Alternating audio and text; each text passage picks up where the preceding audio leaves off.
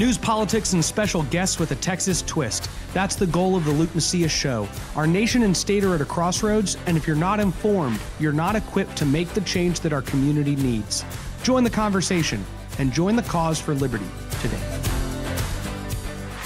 Welcome to episode 14 of the Luke Macias Show. Guys, we have got a great conversation that we will get to here momentarily. Had an opportunity to sit down with a conservative lawyer, Tony McDonald, who is leading the fight on the legal front in many free speech battles here in Texas, which is one of the battle lines that conservatives have found themselves fighting on over the last, 7, 8, 9 years. And Tony gets to take us back to where some of these conflicts originally started and also give us an update on current legal battles going on in federal court and state court today, giving us an update on where those are and why Texans should be concerned and actually interested in following the outcomes of these court cases. And so we're going to get to that in just a second. I think you will enjoy it. I also think you as a conservative will be much better informed on some of the legal battles going on throughout the court system in Texas through that conversation. So before that, I want to get to a quick update. And I know last week we even took a break from some of these interviews to give you a update on what's going on in the Texas legislature. And so I do need to take a few minutes to let each and every one of you know what's going on. So good news. It looks like property tax reform is on track and that both legislative bodies are coming more in line with each other when it comes to a reasonable cap to put on your property taxes. Now, recognize that there's no relief within the reform package, and most of them have done a good job of not calling that part of the package relief. Senate Bill 2 and House Bill 2 are simply reforms. They would set a rollback cap on your local governments, your cities and your counties, where if they were to try to increase their property tax collections more than 3.5% year over year, they would have to take that to you, the voters, in a already set uniform election.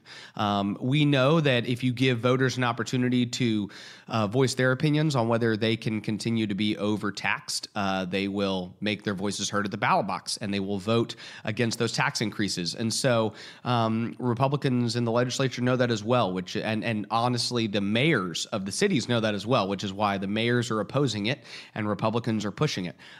Hopefully, we will see the next couple weeks this reform go through, come to fruition, and some agreement be made on the strong caps that need to be placed on that.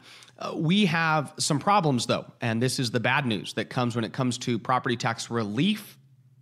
The 2.5% cap on schools, which is imperative to coming out of this legislative session with a property tax victory, and the school finance reform. Now, all of these things get intertwined. And, for the last several years, many people have said on the campaign trails that you can't do property tax relief without handling school finance reform.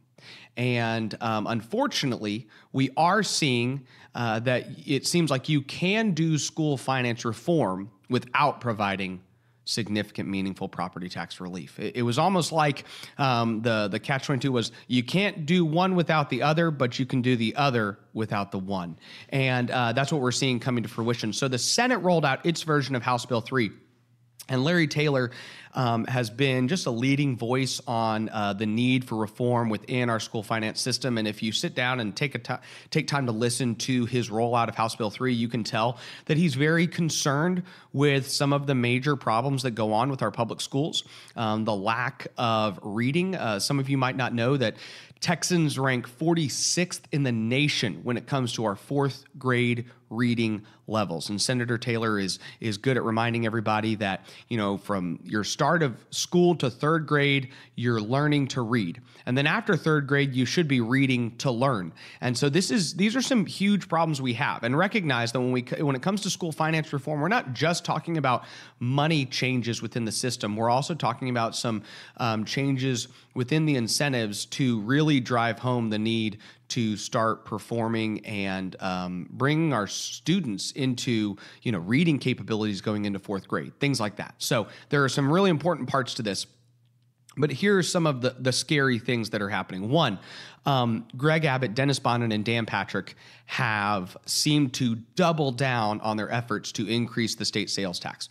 And while property tax reform seems to be coming together, one of the biggest testimonies at this moment in time to the Republican legislature is just how much they have been able to spend and how they still feel that they need more revenue streams. Now, just a reminder, this Republican legislature came into this session with billions of dollars in a budget surplus, with a $15 billion savings account, and with a very strong, generous revenue estimate from our comptroller. Our comptroller estimates what he thinks they will have over the next 2 years, and then they budget accordingly.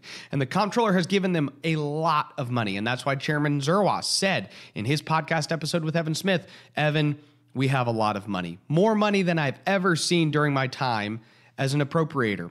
I know some of this is just repetitive from past podcast episodes, but I just want to make sure to remind our listeners that we have tons of money when it comes to the state government. But the problem is that they wanted to spend that money, and they wanted to spend that money on pensions. They wanted to spend that money on more public school funding. They wanted to spend that money on higher education funding. They wanted to spend that money on incurring more debt for our local state universities. They wanted to spend that money on state salary increases. They're spending that money on legislator pension increases. They're spending that money on more money for state facilities. They're spending all sorts of increases across our budget that are being increased from their previous levels to new levels.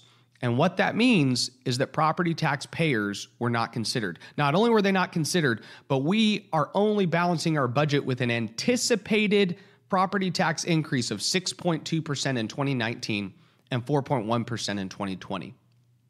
So what does that mean when it comes to school finance reform? When House Bill 3 was rolled out, here's the scary part. The parts of the bill that say that we are going to give more money to all of these schools seem to be kind of set in stone. And they're saying these are general law, these are things that need to happen. But remember, this is a 2-year plan. The second year of what we call property tax compression, which is when the state takes money that it took from Texans and gives it to the schools, but it is to buy down your local property taxes. Okay, so it's still your money that they are using to buy down property taxes so that we don't take more of your money. The second year of tax compression is now going to be only given to Texans if you vote the legislature a sales tax increase, if you vote to give them more of your money. And then we also have a homestead exemption increase from $25,000 to $40,000. And if you understand the homestead exemption, you know that that is a good thing, meaning it will provide some property tax relief. It's not significant or substantial, but it is still something. But it's not simply an increase in the homestead exemption. It's not the state committing to doing that. It is the state. We actually have a mechanism in this part where the state wants to send you a tax bill as if the $40,000 homestead exemption exists.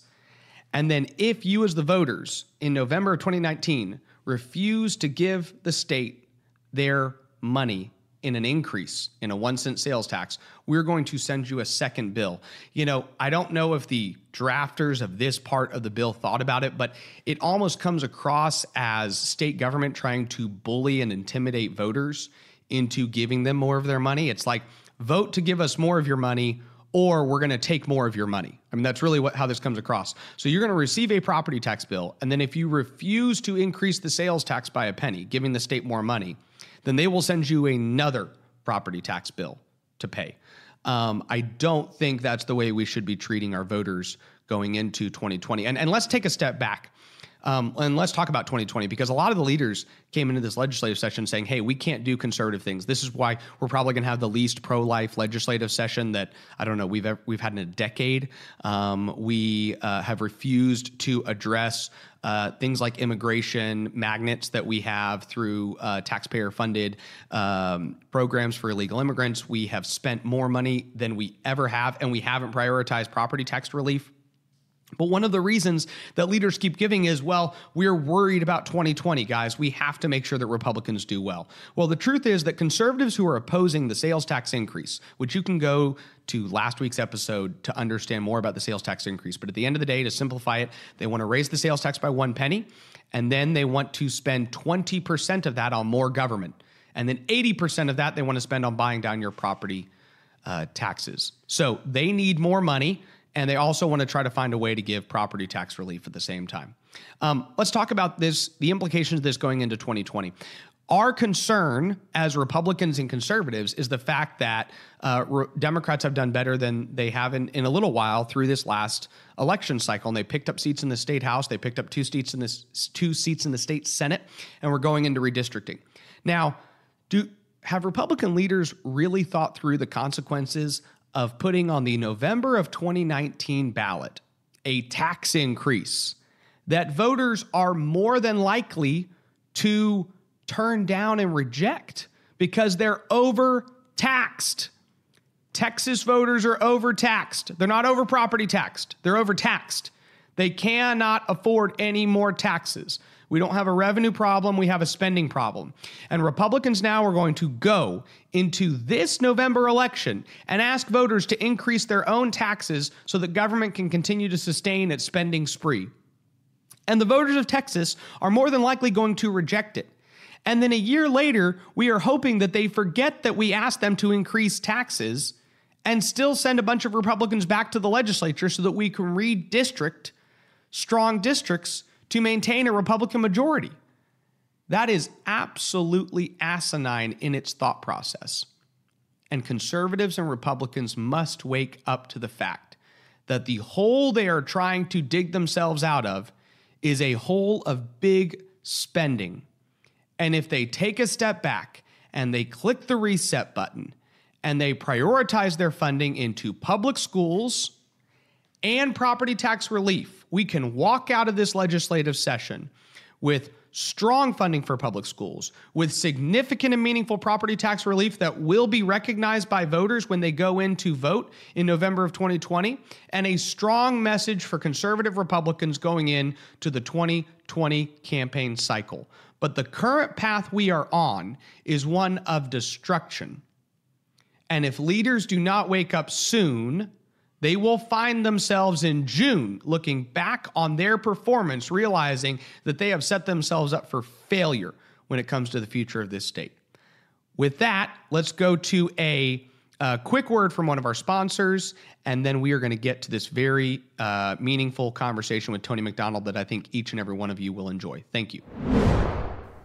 Guys, our sponsor for today's show is Patriot Academy, patriotacademy.com. You have heard me talk about this organization, but this truly is, for many students, a life-altering event. I cannot tell you how many 16, 17, 18, 20, 25-year-olds that have gone to this leadership program and come out with an entirely new direction for their life. You can go to patriotacademy.com to find out where they do these events, but essentially they take these students and they go through a week of being a legislator. They actually debate in the Texas House of Representatives, in the Delaware House of Representatives, Idaho House of Representatives. It's an incredible experience. I have been involved with them. I believe in what they do. In fact, if you contact them and tell them that you heard about them through the Luke Macias show, I will contribute toward your fee of actually attending. If you know a student that needs to go, that needs direction for their life, they're going to have an opportunity to learn about worldview, about free market economics, about the values that hold society together, and they're going to have an opportunity to be equipped to be a part of making the change that our community, our state, our nation need. So patriotacademy.com. We're grateful for their willingness to sponsor this podcast, and we also want to encourage each and every one of you to check them out. Please do so today.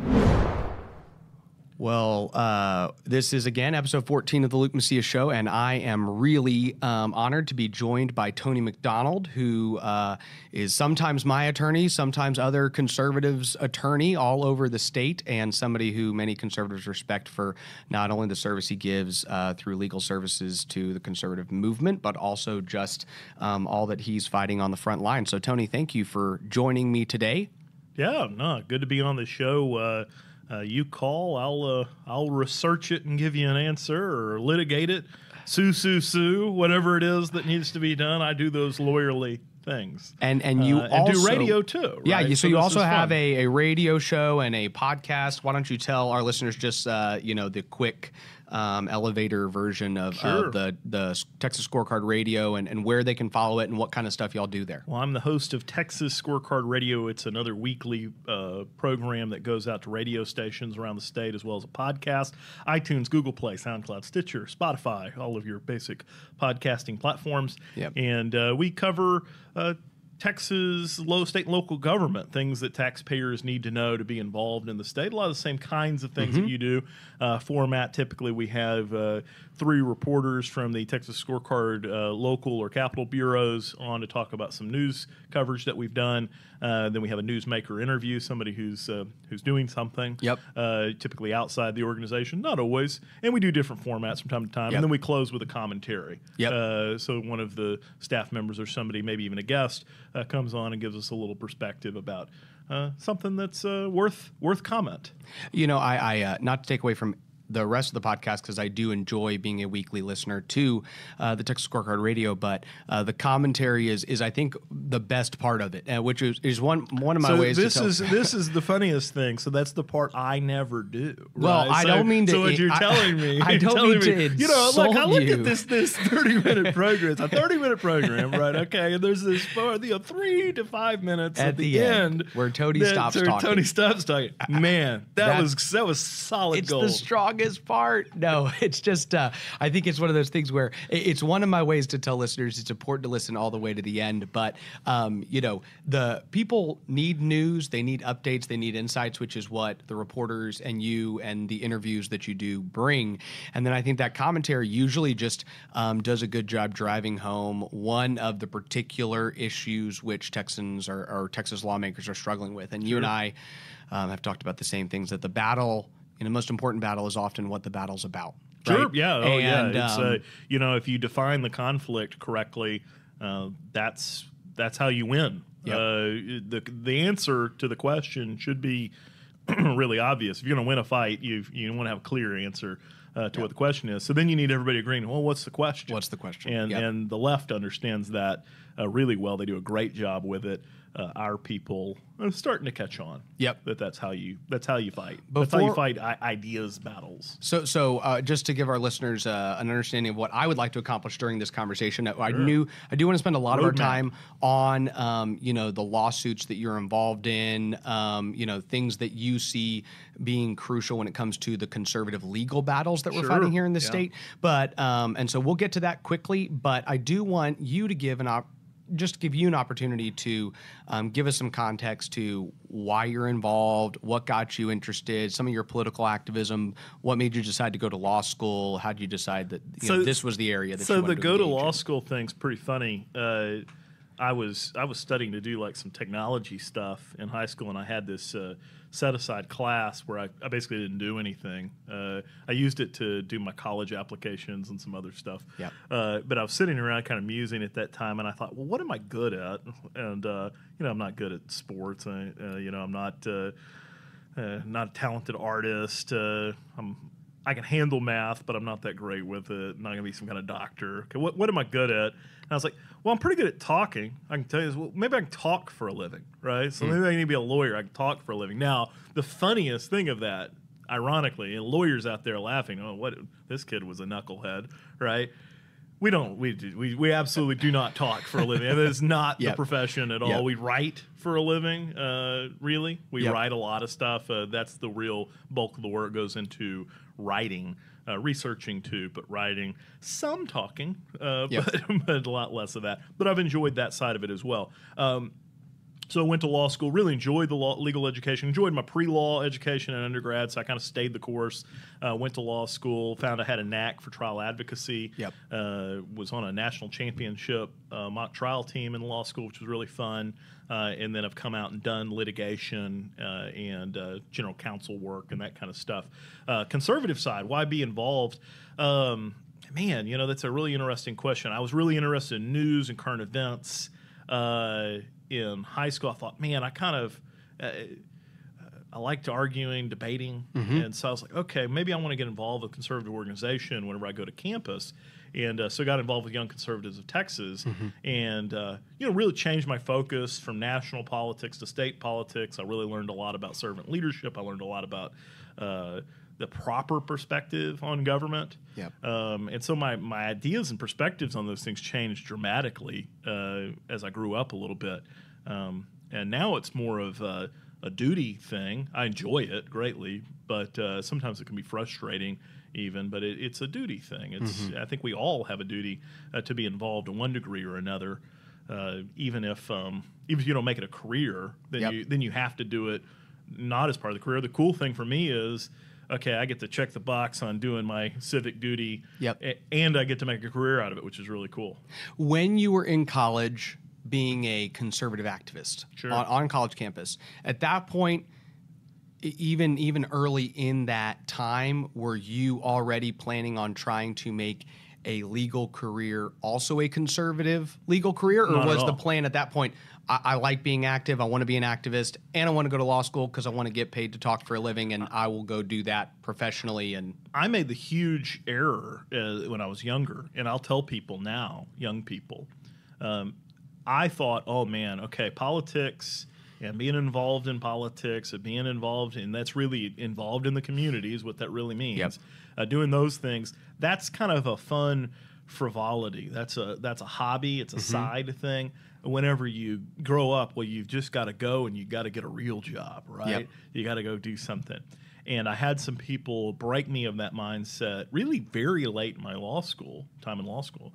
And I would try and break as many people of that. We don't have, if you're a conservative out there, a Christian, somebody who's principled, and you want to be involved as a leader in your community, we don't have enough principled people to fill the jobs. I mean, quite frankly, obviously fundraising and everything else is always a challenge for candidates and organizations, but that part is doable. I think the harder part is finding high-quality personnel. And so I would urge people, don't go off and do something that's going to be an unfulfilling job that isn't going to move the ball in society. I'm not saying there's anything wrong with just having a service job where you serve people in some kind of non-leadership way. You can still then be a leader on the side. Nothing wrong with that at all. But don't feel like you have to do that. I mean, I think we're lacking people in the, what you maybe call the political arena. We need people. So, no, I didn't think that I would be doing this. I've been very blessed that, I think a lot of people would agree with this as a Christian thing. Is like you look back on your plans you had for yourself, and then you look at the plans God has for you, and you go, man, his plan was way better than the plan I had for myself. My plans I was aiming way too low, and so that's always a fun thing whenever you get to step back and have that perspective. So when we had Michael Sullivan on, one of the things that I talked to him about was the Texas Ethics Commission. And Andrew, do you remember the episode number that was with Michael? We'll look that up so that I remember what the episode number is, because y'all can go back and listen to that one. But when we had Michael Sullivan on, one of the things I talked to him about was his battle with the Ethics Commission. So if any of our listeners have listened to that conversation, they have a little bit of the table already set for our first case that we're going to take on. And if you haven't, Tony, can you give everyone just the quick elevator version of what the conflict is about? And then get me an update. So this is episode 7. Episode 7. So we're on 14, and so seven episodes. 7 weeks ago, you talked to Michael. And that kind of set the table. Give us the elevator version of what the conflict is, but then quickly kind of give us an update on where that case is. What are the arguments being made? Where are we in the process? And why should conservatives care about this case? So the Texas Ethics Commission would make George Orwell proud. It is Texas' most unethical agency, very unethical in what it does. They are speech regulators. So people think, okay, how do we instill ethics in government? Okay, we've got to have a lot of reporting requirements and all of these kind of things, contribution. We don't have contribution limits here, but we've got all kind of restrictions. And they think that's going to instill some kind of ethics in government, and it just doesn't work, but it ends up that you end up regulating speech. Everything that they deal with, they regulate speech. They regulate campaign speech, and I'm talking individual activity out there where individuals spend $100 to, distribute flyers to their neighbors, put a billboard up, put a sign up in their yard. I mean, if you spend $100 on your own speech, you're under their regulating thumb. If you go into the Capitol and talk to your legislators about things you care about, well, that's petitioning. Government's protected on the First Amendment, but they'd say, oh, well, you're too much of that. And it doesn't really take too much, but too much of that, and suddenly you're a lobbyist, and you got to pay a fee and pay file reports and comply for that privilege as opposed to that right. So this is a body. They meet in secret. They very rarely move to the end of the process, and really they hand out slaps on the wrist. The end of the penalties are not particularly burdensome. Sometimes you get as high as a $10,000 fine. But lots of $500, $1,000 fines for rinky-dink paperwork violations. It doesn't do anything, but it does force little people out there who can't afford lawyers to feel like they have to hire lawyers. Have some political opponent file a complaint against someone because they don't like what they're doing in politics. And then you get dragged all the way down to Austin to some closed-door meeting. It can be very intimidating. And these folks have even said it. They said, you should see these people who leave our meetings in tears promising, oh, well, I'm never going to be involved in the process again. That's their own words about what happens as a result of the commission. So we got exposed to that. We got dragged into the process when some legislators, some crooked legislators in the House filed complaints against Empower Texans and against Michael. And at one point, Tom Ramsey, who's one of the dumbest people I've ever dealt with, was one of the guys on the commission as a former Democrat state legislator, was sitting there and he's like, well, I don't understand. He said it. I don't understand why they won't just pay us $500 to make it go away. And it's like, listen, guy, we're fighting for a principle here. It's really important. And so we've been fighting it now for 7 years. Wow. Trying to say, hey, we're going to beat these people, and we're going to make sure that we make precedent that they can't go after people who are. Yeah. So where are we now with that case? So there were a couple of cases there. One of them was against Michael himself about the question of whether he was an unregistered lobbyist back in 2010, 2011. That case is now in front of the Texas Supreme Court, still dealing with the procedural posture of the case. And basically, the Ethics Commission is arguing through their outside lawyers, spending hundreds of thousands of dollars of taxpayer money on outside lawyers to argue the courts really shouldn't look at our decision. I mean, I know it says that we have to have a trial de novo, do the whole thing a do-over in court in the appeal, but they don't really want anybody looking at that. They don't want any burden or challenge of having to prove a case like any other litigant. And they're trying to slip the noose there, and we're trying to end that case and make them pay attorney's fees and sanctions and stuff to us. The other case, there were two basic kind of cases that were in that. The other one was against Empower Texans itself. It said, oh, the organization has morphed into a PAC. And it's funny, the Austin Court of Appeals, midway through the case, said that interpretation of law, if they followed that, would be an affront to the First Amendment. We made that, brought that case to the Ethics Commission's attention. They said, "Hey, we're not here to read third court opinions." So they didn't think that they were bound by the binding jurisdictional court over their head. This is the arrogance of these people. We ended up winning that case, and we are now on the offense. In our case there, and I don't get into too many weeds on this. Our case there seeks to end the Texas Ethics Commission on the grounds that they are a part of the legislative branch of government. They say they are part of the legislative branch. They're appointed by legislators. They were originally set up to do the legislator's salary and per diem. So, people say, oh, we don't pay our legislators enough. The Ethics Commission are the ones who could recommend a salary increase to the voters if they wanted to do that. They've never done it. But they could. They set the per diem. Those are all legislative functions. But they have been assigned this executive enforcement power, going after people for speech violations. That is unconstitutional. And we're seeking an answer from a court who has the courage to say, yeah, that's really clear. It's a really clear argument. But the result of that argument, if they're unconstitutional, okay, they have to be shut down. Yeah. And Texas has to find another way to deal with its campaign finance regulation, find a constitutional way to deal with its campaign finance regulation. And we're asking the courts to do that. And it's not to say that their job setting legislators per diem or any of those other small things that they were originally given I'm saying, is that also an unconstitutional role?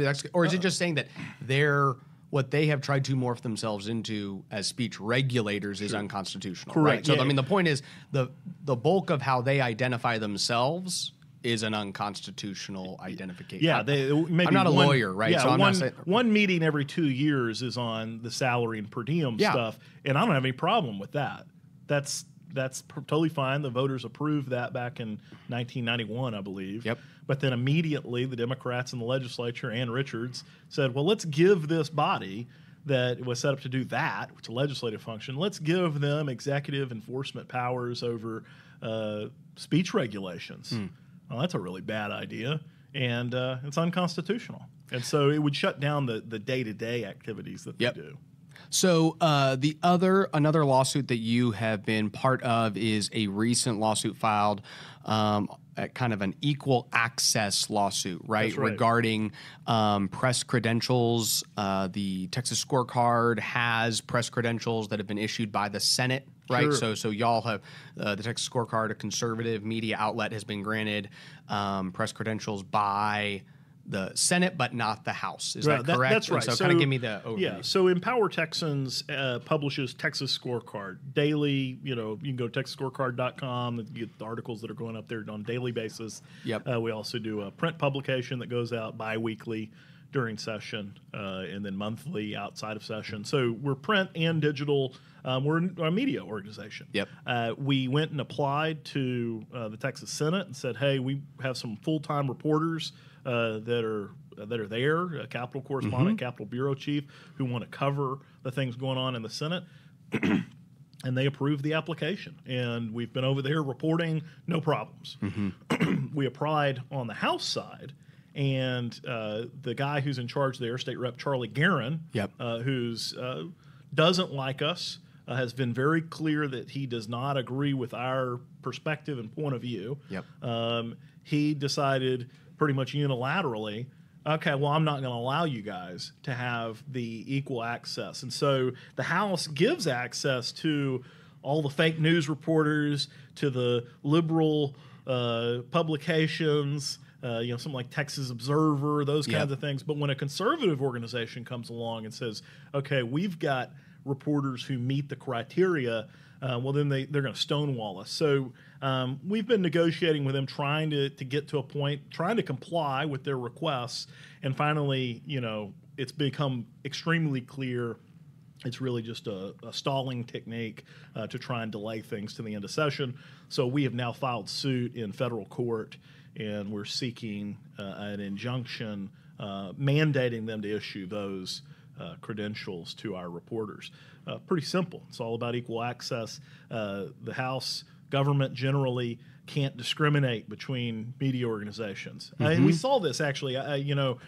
Jim Acosta got thrown out of the White House press briefings because Trump didn't like him. And I understand Trump doesn't like him. He ought to not like him, but he also can't throw him out of the press room. And so when that happened, you immediately had a lawsuit. And then it ended up, who won? Jim Acosta won, because you can't discriminate amongst media people, even if you think one of them's if you think they're a jackass and the other one's good, that's whatever. You can't discriminate between them. And then an example could be on the Texas Senate side, where a number of reporters who are consistently critical of the lieutenant governor, consistently critical of the Texas Senate, consistently critical of the Republican caucus, and yet they are granted access to the Senate, and they can walk up and they can ask senators questions and do those things. So to that same extent, Charlie Guerin does not have the ability to say, I don't like this person's opinion, or I think this person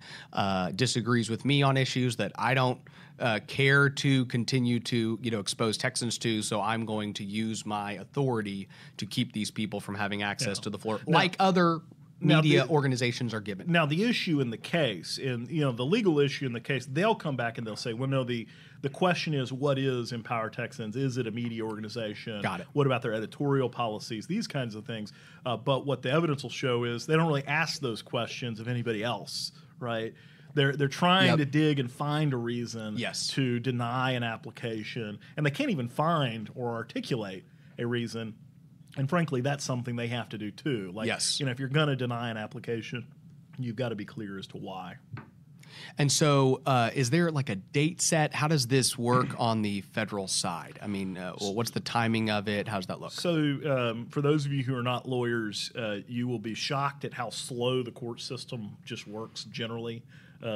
Things can move fast, but they move fast in bursts, maybe. Things typically move slow. I just mentioned the case with Michael. 7 years. 7 years of back and forth on that. We had another case that was another 7-year case that we won recently. This one, next steps is probably to seek temporary relief, such as a temporary restraining order, preliminary injunction. That's something that could happen relatively quickly. But along the normal course of the case, they don't even have to answer until 60 days from when they were served. So we're still maybe 45 days out from them even putting an answer on file. Are press credentials something that only grants people access during the legislative session, or are they typically like an annual credential? I don't even know. Are they an annual credential given that people then have access to the Capitol for a year for interim hearings and other stuff? I mean, what's the timeline of how these press credentials I believe they're are issued? by the legislature, so by biennium. Got it. And they're most critical during the regular session whenever all the activity is going on. And the most clear thing is there's a press table kind of off to the side of the House floor, and some area there where the reporters can get in close and see what's going on and write about it and report on it, maybe ask some questions, that kind of thing. That's really the only thing that's really at stake there. The credentials have been used in other ways in the past. So the credentials have been used regarding access to committee hearings, certain press conferences, that kind of stuff. And those things can happen in the interim. And then obviously if the governor were to call a special session, well, then it would become critical there too. So biggest piece is the regular session. But my point there is are some other pieces that because the credentials are not only granted for the legislative session, this case will be something to follow through the rest of the year, regardless of whether... barring a settlement or something like that. I'm hoping that we can get everything done and on file to get some temporary relief during the session. But then the pendency of the case, the whole case, if it's got to go to trial or something, could be very late next year or something, typically on those timetables. But hopefully we'll get some kind of preliminary answer to the question before then. So you are also involved in a lawsuit. You're not the lawyer on this lawsuit, but this is a suit against the Texas bar, and I've seen a couple stories written about it, things like that. So I know there's limitations to what you can or can't say on this, but why don't you give us just an idea of what that lawsuit's about and why Texans should care about it? Yeah, a little bit different. I'm a plaintiff on the case, so I've got my own set of attorneys, and attorneys have to be careful about what they say about cases for publicity reasons. Clients have to be even more careful. So I have to be a little bit cautious about what I'll say, but I'll give you kind of a thumbnail sketch. I have filed suit along with Josh Hammer and Mark Pulliam. So people may know those guys, a couple good conservative lawyers, personalities and lawyers. We've sued the state bar, and it's essentially, I'd call it Janus for lawyers. So those who maybe remember the Janus case that came down from the U.S. Supreme Court, where they said people can't be compelled to join a labor union. Got it. That's not allowed under the law. In the same way, lawyers are compelled to be part of the state bar, and the state bar doesn't just regulate lawyers, it also engages in political and ideological legislative advocacy and some pretty left-leaning kind of stuff. And so that's an objection. Basically kind of similar, same objection to being forced into a union. We're being forced into this group that does the same sorts of things. And so we object to that, and we're bringing it forward. And there's a bunch of cases like this in other states as well that are moving forward. So could be the kind of thing that might get to the U.S. Supreme Court or Fifth Circuit or that kind of thing. So we'll see what happens. We have a little bit of time. I think it's early May whenever the bar has to answer the lawsuit and file their responses. So we should have some activity in early mid-May on that case. And that is a federal case as well, is that right? Also in the Western District of Texas, the Austin Division. So federal court here in Austin. Okay, so my last thing is I know you follow more cases than I do because I don't really know how to follow cases. So tell me another case out there that just either interests you on a personal level. It could be something you're involved in, not involved in, that conservatives might find interesting when it comes to, the battles that are ensuing here in the state. Yeah, there was a really interesting case, made huge law last year, I believe. State of Texas ex rel Best v. Harper. Okay. I really want to meet the guy, the guy who's kind of the center of the lawsuit. Maybe he's a listener to the podcast. He might be a listener. He's kind of, as far as I can tell, he's got our kind of people, right? So this guy, Paul Harper, I believe, was campaigning against the local hospital district being created. And he lost that fight. They created the hospital district. So he decides, all right, I'll run and campaign for the board of the hospital district on a platform that I'm going to set the tax rate at 0. Okay. Right? Okay, great. Okay, so he runs, he wins the seat on the board, and moves to set the tax rate at 0. He's a promise keeper. He's fulfilling his promises as a public official. The local officials who created the hospital board decide, you know what, we're going to go on the attack. And so they try to remove him from the hospital board on the grounds that he, setting the tax rate at 0 is illegal because you have to fund it at something, and that's wrong. And so they file this action against him. And his response is to file a motion under what's called the Texas Citizens Participation Act. It's this great statute. Okay. It's undergoing some changes in the legislature right now, but it defends people like you and me whenever we're the subject of a fraudulent lawsuit from somebody who's trying to use the legal system to bully us. Okay. We can file a motion under the TCPA, and we can make them pay our attorney's fees and get sanctions out of them. And so the question became in this case, well, can you use that tool against these local county attorney and these local officials trying to, use this process to remove this good guy from this hospital board? And it went all the way to the Texas Supreme Court. One of the most critical and biggest, most important decisions in years from the Texas Supreme Court comes down and says, yes, you can use it. Government can be held accountable if government actors use their power to sue somebody and abuse them, and they don't have a case, and that case gets thrown out. Yeah, they can be made to pay attorney's fees and sanctions as to the person that they targeted. And there's obviously tons of exceptions to that and everything else, but it's a real cool story. It's something, this guy won a battle that's critical for us and for others. We've been relying on this case in some of our litigation, but it just goes to show this is one guy doing the right thing, standing up, fighting for years to win a battle. And sometimes you really do, take it to the top and win that battle. So you're in the middle of free speech battles. I know that is kind of primarily, I don't know if it's primarily, but it has taken a lot of your time, right? And it's become one of the chief battlefields. Are there other legal battlefields that you see on the conservative front? Are there other lawyers that you think people should be watching when it comes to their actions or participation across, the different conservative spectrums? Well, I mean, folks, one of my mentors, Trey Traynor here in Austin, appointed by President Trump to the FEC. Yep. Interesting guy. If you ever see Trey, he's somebody to listen to and Yep. respect. Joe Nixon does some stuff with us as well. He's a former legislator, Yep. conservative lawyer. There's not that many, conservative lawyers in this arena, and we have a need. Yep. What do I see happening? More of this free speech fight, and it's a battle we're winning. But we're winning the battles, but there's lots of battles. Yep. And I think the battles we lose are the ones where we don't fight. Yep. And the ones we don't fight is because we don't have the resources or the manpower, we don't have the attorneys, Yep. that sort of thing. So there's a lot of fun to be had and a lot of good fights to win where you win battles for the benefit of everybody. There's lots of that going on. Obviously, there's some gun rights fights and those kind of things that go on, but it's the free speech fight. It really is. The free speech fight is critical, and it's not going away.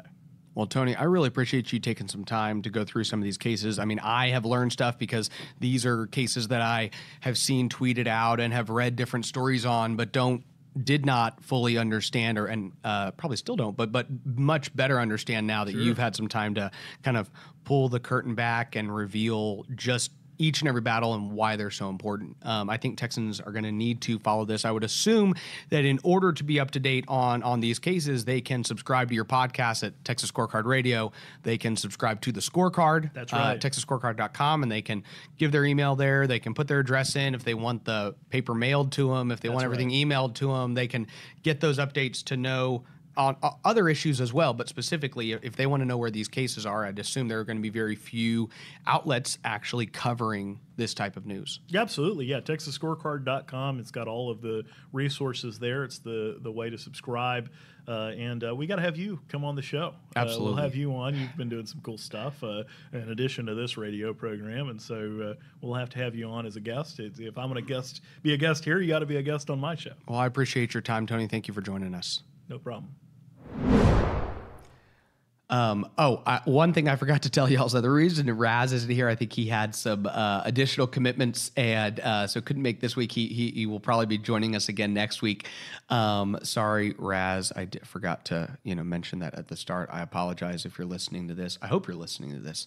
But guys, that was a great conversation that I got to have with Tony. I really was being genuine when I told you that I learned from that conversation because, you see a lot of mentions and tweets and stories on these different legal battles, but really taking a step back and saying, okay, remind me the implications, remind me the arguments we're making.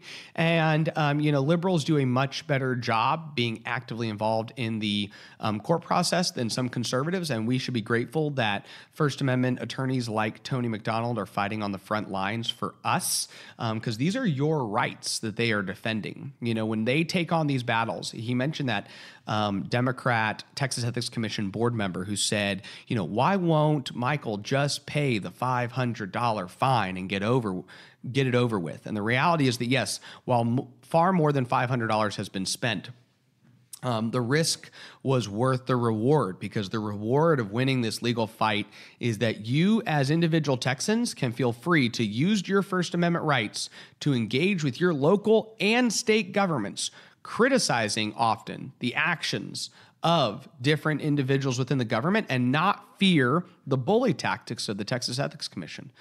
These are pretty important things. And when it comes to even the lawsuit with the state bar that Tony is now, I guess, a plaintiff in, just the realities that we have a state system that is set up that essentially requires these attorneys, if they want to practice law, to join this association that is then going to turn around and advance liberal causes. This is a lot like the union dues legislation that Republicans used to be in favor of in Texas, and then they got scared and have no longer pushed. But we pushed for quite some time union dues legislation that said that, the government cannot be in the business of collecting union dues, right? Unions are separate organizations, and we have a lot of these state government unions that will go around and use government tax dollars to collect dues from federal and state government employees, and then use that money to try to elect a bunch of Democrats. And so Scott Walker was a champion on this issue when he passed reforms in Wisconsin, and we saw that the union due collection decreased significantly.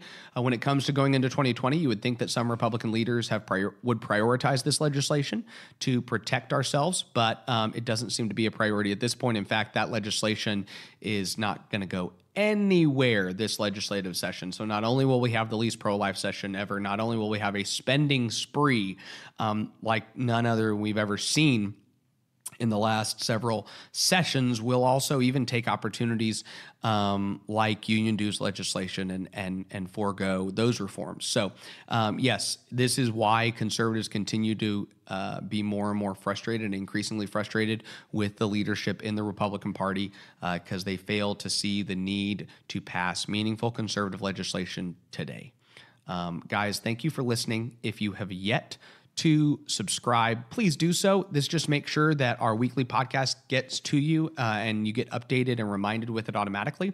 If you want to go to LukeMacias.com, you can give us your email there and we will just email you the podcast every time it comes out. If you haven't reviewed it, I run into people quite often. I've ran into people at church. I run into people in the Capitol as I go throughout the state. They say, hey, I'm listening to your podcast. I love the content you're given.